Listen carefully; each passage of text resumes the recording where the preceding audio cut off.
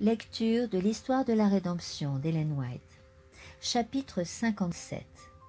Le spiritisme. La doctrine de l'immortalité naturelle de l'âme a préparé la voie au spiritisme moderne. En effet, si les morts sont admis en la présence de Dieu et s'ils jouissent de connaissances infiniment supérieures à celles qu'ils possédaient auparavant, pourquoi ne reviendraient-ils pas sur la terre pour éclairer et instruire les vivants? Pourquoi ceux qui croient à l'état conscient des morts refuseraient-ils ce qui leur est présenté comme une lumière divine révélée par des esprits glorifiés? Ce moyen de communication, considéré comme sacré, donne à Satan la possibilité de travailler à la réalisation de ses desseins. Les anges déchus, soumis à ses ordres, se présentent comme les messagers du monde des esprits.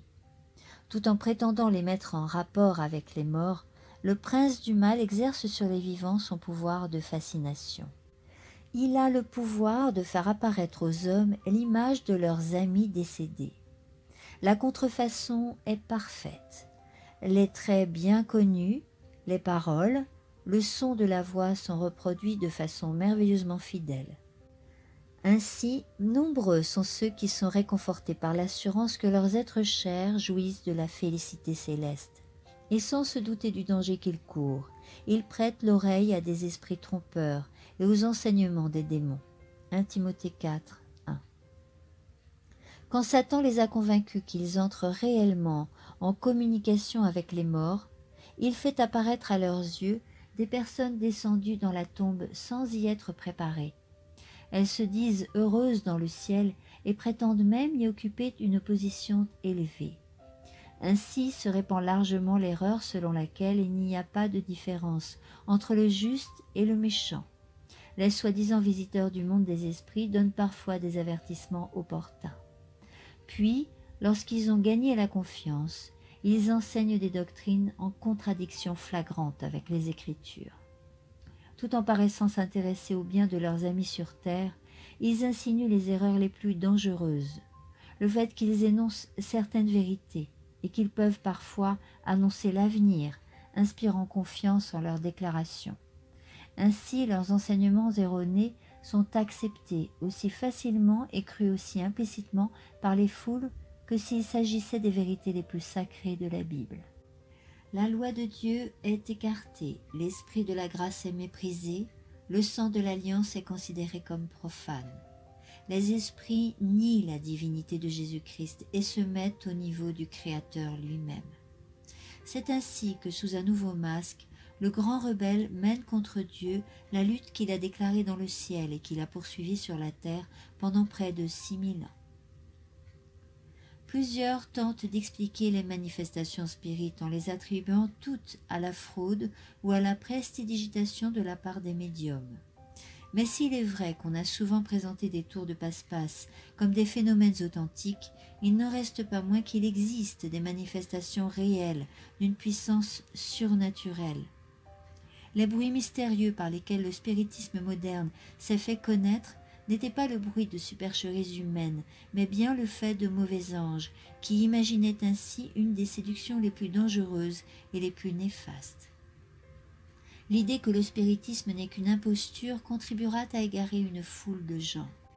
Lorsqu'ils se retrouveront en présence de manifestations qu'ils seront obligés de reconnaître comme surnaturelles, ils seront séduits et ils finiront par les interpréter comme les signes d'une grande puissance divine. De telles personnes ne tiennent pas compte des enseignements de l'Écriture concernant les miracles opérés par Satan et ses agents. C'est par la puissance de Satan que les magiciens de Pharaon imitèrent les prodiges d'origine divine. L'apôtre Jean déclare, à propos de la puissance miraculeuse qui se manifestera dans les derniers jours, « Elle faisait descendre du feu du ciel sur la terre en présence de tous les hommes. Elle égarait les habitants de la terre par les miracles qu'elle était autorisée à accomplir. » Apocalypse 13, 13-14. Il n'est pas ici question d'imposture. Les habitants de la terre seront séduits non par de prétendus miracles, mais par de réels prodiges. La sorcellerie sous sa forme actuelle. Le seul mot de sorcellerie est aujourd'hui pris en mauvaise part. L'idée que des hommes puissent avoir des relations avec des esprits méchants est assimilé à un conte du Moyen-Âge. Mais le spiritisme, qui compte ses adeptes par centaines de milliers, que dis-je, par millions, qui s'est introduit dans les milieux scientifiques, qui a envahi les églises et a été favorablement accueilli dans les assemblées législatives et jusque dans la cour des rois, cette tromperie monumentale n'est en fait que la résurgence sous un nouveau déguisement de la sorcellerie jadis condamnée et prohibée. De nos jours, Satan séduit les humains comme il a séduit Ève, en les poussant à rechercher des connaissances défendues. Vous serez comme des dieux, connaissant le bien et le mal. Genèse 3,5. Mais la sagesse que le spiritisme communique est celle dont l'apôtre Jacques dit « Une telle sagesse ne descend pas du ciel. Elle appartient à ce monde et à la nature humaine. Elle vient du diable. » Jacques 3,15. Le prince des ténèbres est un esprit supérieur, et il adapte avec habileté ses tentations aux gens de toute condition sociale et de toute culture.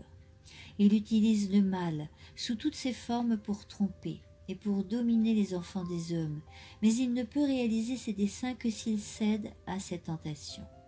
Ceux qui se mettent sous sa coupe en donnant libre cours à leurs mauvais traits de caractère ne se rendent pas compte à quoi cela les conduira. Le tentateur travaille à leur perte, puis il les utilise pour entraîner d'autres personnes à la ruine. Résister à la séduction du spiritisme. Nul ne doit se laisser séduire par les affirmations mensongères du spiritisme. Dieu a donné au monde suffisamment de lumière pour échapper à ces pièges. Si les chrétiens ne disposaient pas d'autres indications sur la nature du spiritisme, le seul fait que les esprits ne font aucune différence entre la vertu et le péché, entre le plus noble, le plus fidèle des apôtres du Christ et le plus corrompu des serviteurs de Satan devrait leur suffire. En prétendant que les hommes les plus vils occupent des places d'honneur dans le ciel, le diable dit au monde « Peu importe si vous vivez une vie de péché, peu importe que vous croyez en Dieu et en sa parole, vivez comme bon vous semble, vous irez au ciel. » De plus, personnifiés par ces esprits mensongers, les apôtres contredisent ce qu'ils ont écrit sous l'inspiration du Saint-Esprit quand ils étaient sur la terre. Ils nient la divine origine des saints livres, renversent les fondements de l'espérance chrétienne et masquent la lumière qui indique le chemin du ciel. Satan fait croire au monde que la Bible n'est qu'une fable, ou tout au moins un livre qui convenait à l'enfance de l'humanité, et que l'on doit considérer désormais comme dépassé. Pour remplacer la parole de Dieu, il nous présente les phénomènes spirites. Par un moyen qui est entièrement sous son contrôle, il peut faire croire aux humains ce qui lui plaît. Il rejette délibérément dans l'ombre le livre par lequel lui-même et ses suppôts sont condamnés, et il fait du Sauveur un homme comme le commun des mortels.